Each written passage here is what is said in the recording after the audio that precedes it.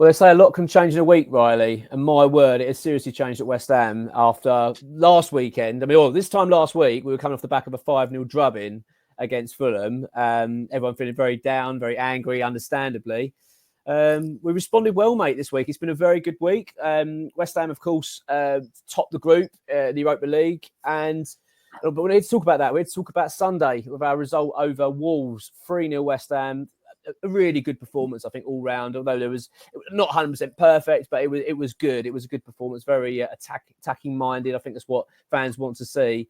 And 3 goals as well, and a clean sheet, another clean sheet. Was made that 2 this week. So, Riley, mate. Firstly, how are you, mate? And secondly, obviously, want to get your thoughts on the game. Well, I've got the Christmas cold, I think, and it's not from drinking too much alcohol or too much food, I'm afraid. Yeah. But they go around, they're the old colds, but you do feel a little bit better. I think if I had a cold last week on top of watching that Fulham performance, then I think it'd be a pretty crap week for me. But I think having seen the football that has been on display in the last, I think only the last couple of days. I mean, Thursday and Sunday? You're only talking, the same football in 5 days. It's completely ostracizes what we've been producing this season, and it's almost quite frustrating to see us play that well and to see us that quick on the counter and not dither about and be that that clinical. I mean, we talk about the 3 goals, all of them I would argue they're counter-attacking goals, one of which for us from a Wolves corner. Paqueta was pretty much the focal point in all 3 of them. Obviously, he got all 3 assists, but he left the players with a lot to do still, like from that position. He didn't necessarily put them on a plate for him, but it's just nice to see someone have the initiative to just say, do you know what? I see him up there. I'm just going to launch it up to him. And, it's nice to see our front 3 being, on the front foot and thinking, oh, I'm not going to pass it here or dither about here or pass it back here. I'm just going to make a run, see what I can do. And, to say that scoring 3 goals was deserved, it certainly was. I mean, it was a brilliant attacking performance. I think the performance in a whole was fairly solid. Like, I don't think Wolves really threatened us too much, but I think we just had a bit too much quality for them individually, and obviously they got that goal back, which was, I suppose, controversially ruled out by VAR. But whether that's a goal or not, to be honest, I'm not sure. But I mean, you take that, didn't you, sometimes? And I do think if that goes in as well, I don't really see them coming back from 2-0. I think it would have been at the time 2-1. It would have been at the time. So I mean, smiles all around. Obviously, Freiburg was a good performance, a good week, especially doing it in front of the home fans. So I mean, surprisingly, mate, I can have absolutely no complaints this week, apart from the fact that I'm horrendously under the weather. Well, yeah, sorry to hear that, mate. I mean, there's a fair bit going about. I've managed to dodge it at the moment, which means it's definitely going to happen for Christmas Eve. So yeah, so far. Oh, mate, yeah, that's what I mean. It's going to be right at the tail end. I know it will. It'll be right before, but so far, I hope, fingers crossed, it doesn't happen. Mate, look, in regards to the obviously great result against Freiburg. Very, very pleased. I thought we played really well midweek. I thought it was an excellent performance from West Ham. We controlled that game completely. And I thought we carried that momentum into the Wolves game. I thought we were very, very good. By far the better side overall against Wolves. I think they were a little bit naive. I think Gary O'Neill sort of showed his lack of experience possibly as a manager.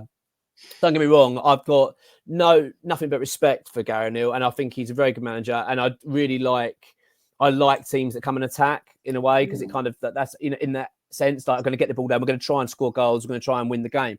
I really like that, but sometimes I was watching the game thinking like they were playing such a high line at times, Wolves, trying to get a goal, and you're thinking it's very risky when you've got Kudus, Bowen and Paqueta players all lurking around. And I just felt that they were just really naive, because the likes of Dawson, as good as he is, and obviously he was a great servant for West Ham, he's never going to catch Kudus, when he's gone. And it was just like, I felt that we were just always going to pick him off. It was a bit, it was always looking a little bit too easy for us in a way when we got possession and we countered. It was, they were just too far committed. But look, I'm not complaining. I thought West Ham dealt with it really well, and very impressive, really impressed to see it. And I'll tell you what was nice as well, Riley. Well, let's talk about the goals first of all. First goal, a great counter-attack from West Ham. Lovely ball by Paqueta. I love the way he headed the ball, got it under control, and curled the ball round in the path of to Kudus, who then run on. It's weird with Kudus now, isn't it? It's almost as if, because we've started to see this player that's so capable of scoring, Riley, it's almost like you get the feeling that every time he goes forward, I've got this confidence he's going to put it in the net. It doesn't matter really where he is. Even when he was on the edge of the box, I'm thinking, if he gets a shot away, this is probably going to go in. I can't remember the last time we had a bloody player like that, mate. Can you? Probably Jared Bowen, to be honest, mate. I mean, he's I still feel like every time he goes forward, he's going to create something. I mean, 10 goals in the Premier League now, which is an incredible tally. Mohamed Kudus, I think, was he on 5 goals now in the Premier League? Which he's got. So Kudus is actually Kudus is on total for West Ham. He scored 9 goals in all competitions. I mean, which is remarkable. Bearing in mind, Riley, he scored 4 for Ajax before he arrived. He's on 13 goals this season. You know, considering the fact we're not even at Christmas yet, that's pretty remarkable. There's not many players in West Ham's time that have got those numbers. You know what I mean? And obviously, apart from Bowen this season, it's been amazing, as you say. We'll talk about the front three in a minute, but yeah, his finishing's remarkable. And again, I felt that with the second goal. Again, when we obviously countered, and you saw Paqueta look up straight for Kudus and ping the ball across to him. And once Kudus was away, and ball under control again, you just felt like he's going to put this in. I can't see anything else other than a goal, and I love the fact we've got a player of that quality. I felt though that second goal knocked the stuffing out of Wolves. Then, although we were, to be fair to their credit, and they had to come out second half and fight. Obviously, at that point at half time, it was 2-0 West Ham. You just felt that West Ham, it kind of suited us that they had to come at us. Although people, will look back at it and go, there was a 20-minute spell where Wolves were pretty much on top. I think I was expecting that anyway. I think most were. Because Wolves were always going to have to try and get a goal back. They were the ones that were under pressure to get a goal. We didn't really need it. We could just sort of go, well, let's just sit back, absorb the pressure, catch them on the counter. And, mate, Jared Bowen, another Bowen goal.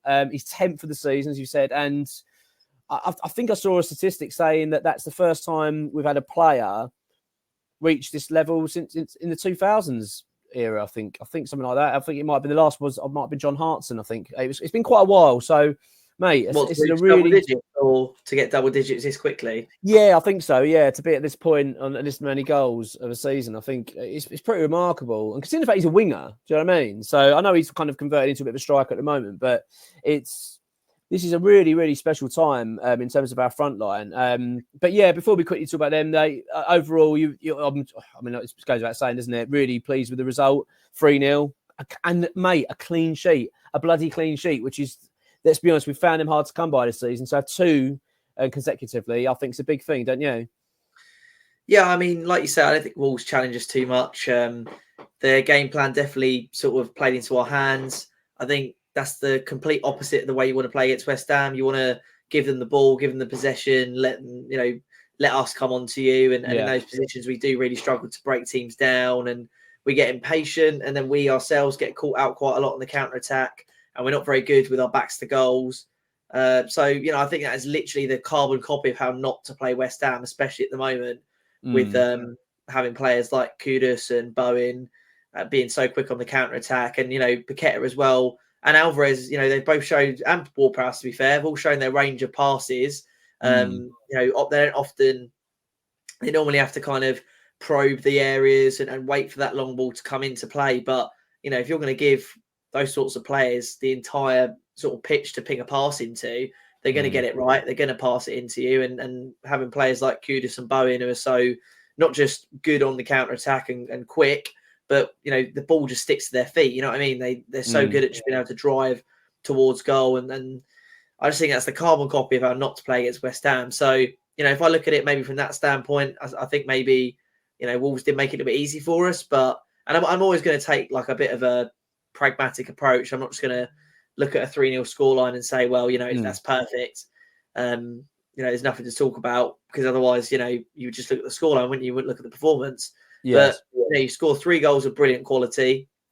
You get a clean sheet. You keep Wolves quiet, which has not always been an easy feat this season. I mean, yeah, it'd be pretty difficult not to be happy with that performance. Yeah, and what I like about it is that it was a great response to obviously a hammering that we took the week before, because We had a good spell before that Fulham game, didn't we? We obviously beaten Tottenham away, which was obviously a wonderful moment for the club. We always loved turning them over. It was always great, especially in their backyard. Great result.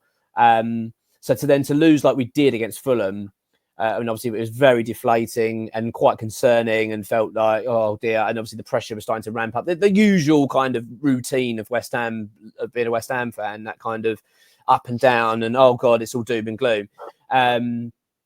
So there was pressure on West Ham this week. You thought this is a big week for David Moyes, big week for the team. They need to top that group. We didn't want to be in that playoff round, which obviously is announced today. You're seeing these draws coming up, thinking, thank God we're not a part of that, because that looks tough. Especially some of the games are very tough.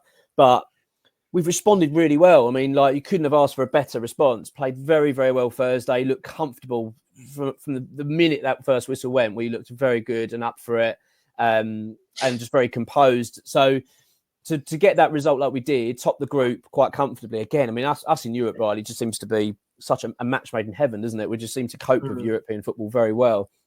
But there's always that concern, wasn't it? You thought, is it going to be another like high followed by a low? Are we going to put in a shitty performance against Wolves and suddenly now we'd be back on Monday going, oh, back to square, we're back to feeling doom and gloom. But I get the feeling there's something about West Ham at the moment, and I said it after the Thursday night game when I did the review of the Freiburg game, was that I just feel like you can sense the team is starting to click a bit now. Like Kudus is that the understanding between Soufal and Kudus seems to be much better. Bowen and Kudus seem to be linking up lovely. I mean, it goes without saying, Paqueta and Kudus and Bowen now are starting to gel. And like you mentioned earlier, Alvarez now is starting to become that presence. Like he's starting to command his area quite well and looking comfortable.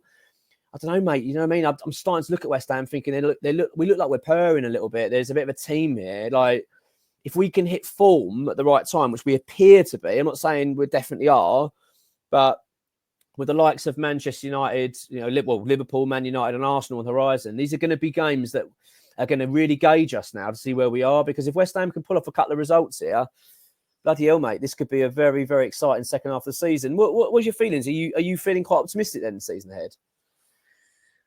Listen, mate, I'll be honest. The competition in the Premier League is crazy. I think I said it in a video the other day that I think the biggest compliment you can give a team is for them to be consistent or just to be sustainable. Like, when Arsene Wenger, for instance, was always getting top four, but always just about getting top four with Arsenal. That was his biggest criticism. Oh, we're not pushing for the title. We're not doing this. We're not doing that. And then a new manager comes in and they just drop completely. People didn't realise how brilliant it was to achieve Champions League football for all of those years. And they've only really just got back to Champions League football now. I think you can say the same of Moyes, to be able to get us European football 3 years running, top of the group 3 years running. I mean, it's crazy sustainability, but I just think it's going to be too difficult this season. I mean, I can name 6 better teams than West Ham at the moment, unfortunately. And I just think the competition will be too much for us. But I mean, it could happen. But like you say, we're very up and down. We're very hot and cold. Sometimes I look at the performance and I wonder if we're being dragged through by individual performances as opposed to the team playing well, if that makes sense. Has the team played well on that occasion, or was it just the game where Kudus and Bowen and Paqueta were, on form and creating chances and essentially carrying us forward to a win? When we played against Freiburg, Alvarez was the main man and, he played brilliantly. I wonder if sometimes individual performances get us over the line and, what is to happen if those individual performances are lost? If Kudus isn't playing well, having an off day, does that mean the whole result just goes to, just vanishes? If Bowen is nullified and doesn't score, does that mean that the whole result and the whole scoreline is going to be, not in our favour? So I think that I'm optimistic because last season we were in a relegation battle, and this season we are definitely challenging for a, top 8 finish, going for maybe European spot, which I think is better than what I thought we'd be able to do this season, considering the competition that's against us. But again, as a West Ham fan and having watched this Moyes side for a long time, though the positions are consistent, I think the performances have never really been too consistent. So I do worry that at some stage there'll be another cog that doesn't turn and something else goes wrong, or an injury. I mean, we look how bad injuries are this season with every single team. So, I'm slightly optimistic, mate, and it is upwards and onwards. But there is obviously that classic West Ham fan voice in the back of my head that maybe tells me not to get a bit too carried away. Yeah, I don't think getting carried away. And I agree with you. I mean, in terms of the competition this season, I think if you look at that league table, you're right. There are some teams out there you think they're probably going to be too tough for us to compete with just a little bit. I mean, right. I mean, if we do it quickly now. I mean, the likes of, say, you've got Manchester City, Arsenal, and Liverpool. Straight away, that's three that will be above West Ham this season. We can accept that, and I don't think there's any problem with that. You've got Aston Villa now in the mix. Will we catch Villa this season? Probably not, because I think they've just got so much momentum at the moment, and they're playing so well, and they've just got something good going on there. I think the only thing that could stop Villa possibly is injury, because they probably aren't. They've not got much depth like the other squads have. So if they lost an Ollie Watkins and say Douglas Luiz, that could probably cripple them quite considerably quickly. But not saying that'll happen. But even still, I still think they probably will finish above us. The only teams then you've got to start looking at are Tottenham and Newcastle. Now, they're slightly debatable, possibly a little bit too far for us, just a little bit. But I wouldn't say they're out of our realms. I mean, I wouldn't say, well, that's absolutely impossible. As I say, the Arsenal and Man City and Liverpool, I would say, are impossible. I would say West Ham could start pushing to be in the mix of Spurs and Newcastle. I think they might be slightly ahead of us, but I certainly believe we are capable of finishing above Man United this season. I certainly believe we've got the capabilities of finishing above Brighton, but we just that's really got to be our aim, which, like you said, mate, which is effectively then seventh. I think West Ham can get seventh this season. What about Chelsea this season? With I know they're a bit of a long-term project, but I think they're doing very well with the rebuild at the moment, and they're just sort of recovering from a bad season. I mean, look how crap United are, mate, and even they are ahead of us at the moment, which you wouldn't believe. Sixth in the Premier League. Yeah, but I think but I've not been convinced of Man United. Do you know what I mean? And I'm not convinced of Chelsea whatsoever. I mean, Man United, you're right. They are grinding out. They have got their sort of knack of putting out a result. They've got a point, obviously, at Liverpool, which is a big point for them. But I've really been unconvinced with them. I mean, you talk about us being inconsistent, but they are another level of it. They are 1 minute looking very good to looking shambolic. They're all over the place. So I do think we have got an opportunity there.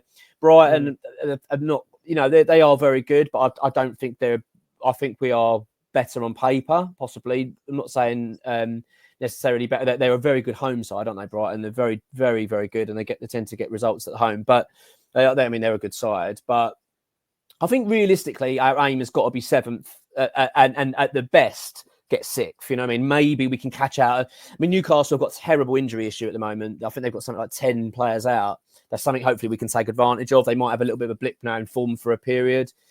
I mean, look, I know you mentioned Chelsea again. Like you say, I think there's just too much of a rebuild going on there. I think we can probably keep them at bay if we can just we've got to keep our consistency going. I mean, mate, we're in a very good position. 27 points, at this stage of the season is pretty amazing. And we could, I mean, if we can get a European spot again next season, whether it be Europa or be in the conference, I think that would be a remarkable achievement for West Ham. And look, we could have a very good cup run. Who knows this week? I think this is a very exciting time. But it's a very, very good moment for West Ham, and I think it's something we can be excited about. Like you say, you don't want to get too carried away. I don't think we need to get ahead of ourselves and start dreaming of, as I've said, we're going to be top six, we're going to get sixth this season. I don't think we're in that realm, but we are clearly a decent side this season. We're okay. Like we're not terrible. We are dealing with teams pretty well. I do think the Fulham game, Moyes' comments are probably justified at the end. He did say, look, we've had a terrible virus with the squad. We're absolutely exhausted. I wasn't very happy with some of the selections that day. I think he could have given some of the academy boys a go. But on the face of it, though, when you look back and see how we're playing since then, he might have had a point and just said, look, it was just a very bad day and we should really struggle to get going. And I think we've drawn a line firmly under that result. Before we quickly go on to the last bit, I just wanted to say a bit of David Moyes, mate, then. Obviously, the debate about David Moyes' future is just going to rumble on for this whole season. It's just going to continue. But I'll tell you, mate, he's putting a bit of a case together, isn't he, for himself? He's certainly not... The jury's out, isn't it? Let's be honest. I don't think anyone could firmly say, do you know what, he's definitely off the end of the season. There's no way the club will keep him on. Because I've got to admit, if I was a club owner now, I'd be looking and going, well, he hasn't done a lot wrong this season. And I don't know. I mean, obviously this will be a conversation going on and on, but you've got to admit, mate. Would you agree that he's putting a decent case to get to be retained? Listen, I think Moyes has a certain way of playing, and it will always be play an effect in what team he creates. I think he'll always choose defence over attack. I think he'll always be happy to sacrifice goals to prevent goals. I just think he's that type of manager. I think he's got his way of playing, and yes, we've seen it over the years. We've seen the crazy counter-attacking goals we've been able to score. We've seen the way the free-flowing football we've been able to play. But I think with David Moyes, it's pretty certain that at some point, maybe he feels at the moment that he has to do that to keep his job. But as soon as you give him a chance to play the way he wants to play, we will be right back to that low block, right back to the right, how do we stop our opponent from scoring, as opposed to, right, how do we, outscore our opponent and just go for it? You get that with modern managers like, Ange Postecoglou. You're not going to get that with your traditional managers like David Moyes. So, as much as I look at the performances and see them improving, I just know that, Moyes has been our manager for 3 years. He's been in a relegation scrap on 2 occasions. I mean, last season pushed him to the absolute very brink of his job, and he still wasn't willing to adapt and, get with the new version of modern football, which almost is, can you outscore your opponent, as opposed to, can you be defensively solid? And Moyes hasn't been able to adapt to it, and I don't see why he would do it, ever, to be honest with you. I think he's just that sort of manager. So I think eventually we will outgrow Moyes, as much as what he's done is amazing for the club and all that sort of stuff. I just think that for us to be able to get with modern football and have that mentality of, let's just outscore our opponent, see what we can do, we would need a new manager to do that. Yeah, I mean, I can understand the argument. I get it, and I believe me, like, I'm one of those. I want to see better, expansive football at West Ham, a bit more excited. But at the same time, my only concern when I ever think about the Moyes situation, it always has been the case, is that if I don't want us to cut our nose off to spite our face. That's all. I don't want us to sort of go, yeah, we're desperate for a change, and then we're bringing someone, it just doesn't work, and you think, what have we done? Do you know what I mean? Why did we do that so quick? I think the problem is West Ham, if we're going to get another manager in at long term, it has to be a kind of guaranteed, you know what I mean, as best as we possibly can, like, i.e. a proven younger manager that can go, look, you've seen what I can do, and then go and do well. I don't want to see. It's very difficult. It's very, very difficult. I think at the moment, though, he is putting a good case together, mate. I really do. And I think the club at the moment will probably struggle to justify sacking him or not renewing his contract. I just think they probably would. If the season was to end today, I think the club might go, what can we do? Like, what more can he have really done? You know what I mean? He's got us through top of the European group. We're in the Cope quarterfinal of a cup. We're 7th in the league. Do you know what I mean? That you might go, well, I don't really know what else we can offer. I do think, but look, it's a long way to go. It's certainly going to be a debate, mate. It's going to rumble on. But before we finish the video, just want to ask you, mate, on the front three. I'm starting to think that we've got talent in this team now, mate, that is really on par with some of the top clubs in this league. I really do. Like, you look around, I mean, you look at Kudus and Paqueta and Bowen now. That is a front three that are frighteningly good when they're on form. I mean, we talked, not long ago, the Liverpool front three, wasn't it? Salah, Firmino, and Coutinho that season, where they were just absolute dominant. I'm not saying they're there, but do you know what I mean? They're not a million miles from that, mate. Do you know what I mean? These three are really good, and if we can get them clicking, because don't forget they've only been playing together for a short period, i.e. with Kudus. Do you know what? We could have something very, very special. Would you agree with that? Yeah, it's not your traditional front three, is it really? And actually, I think I'm not sure what you were doing there, but the comparison to Firmino and that sort of front three is pretty spot on, because Paqueta is kind of like our Firmino, isn't he? He's the unsung hero, he's the utility man, and then Kudus and Bowen are your goal scorers. So I think it is quite similar to that kind of setup. It's not your traditional front three. I mean, some people, I think, when they watch us, don't even think it is a front three, because Paqueta is so deep, and you can't really tell if it's a front two, who's in midfield, whether Souček's there or whatever it is. But we'll call it a front three because I think that's how it operates in the end. And I think about the best front threes in the league. Obviously, you've got probably City's. I'd say that's probably better than ours. Arsenal, I think we can make a good case, to be honest. I know Saka's a brilliant player, and Jesus is a good player as well. Martinelli has some class about him, but I think looking from the West Ham standpoint, can you really make too much of an argument to diminish the talent that we have as well? I mean, Liverpool's front three, I think as well, having Salah in there is always going to give you a lot of brownie points, but I think other than that, really, I mean, look at Villa's front three, for instance. I mean, with that, our front three is miles better than that.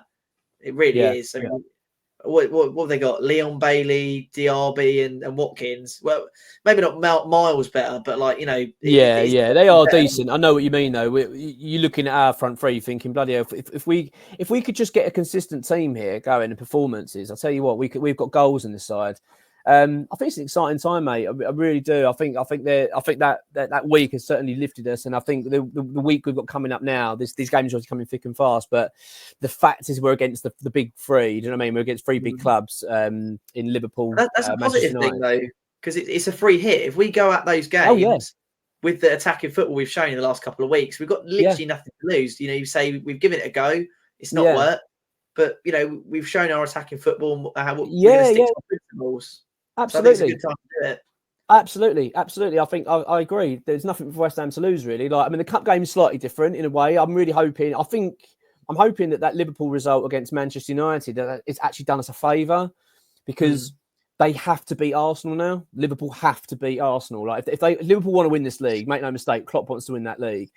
He will see this as a great opportunity with City slipping around at the moment. I think he'll think, I could win this. He's got to beat Arsenal. That is a massive, massive game for Liverpool. I think this game's an inconvenience for them. I genuinely think they could do without it. They think, do you know what? We really don't need to play West Ham on a Wednesday. I really hope that's their mindset and go, we don't want to, let's rest some players, let's get ourselves fresh. And I hope they've all got one eye on next weekend, because if it does, mate, we could take advantage of it.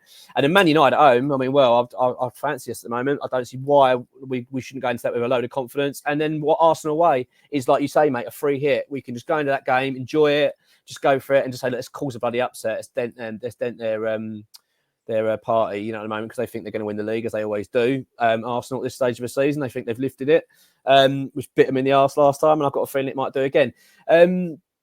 Mate, it's been a good week, and it's really nice to obviously do a video of you again, and it'd be a good one, because we do get we're, as you say, so inconsistent this season. We've been up and down. 1 minute we're getting excited. So you're right. I do want to keep that in mind, because it can change very quickly. We could go out Wednesday, get beaten by Man United, lose to Arsenal, and then suddenly we're in despair again. But I don't know. It's a feeling. I don't know. It's a feeling I've got. I don't know about you, but I've got a bit of confidence about the next few games.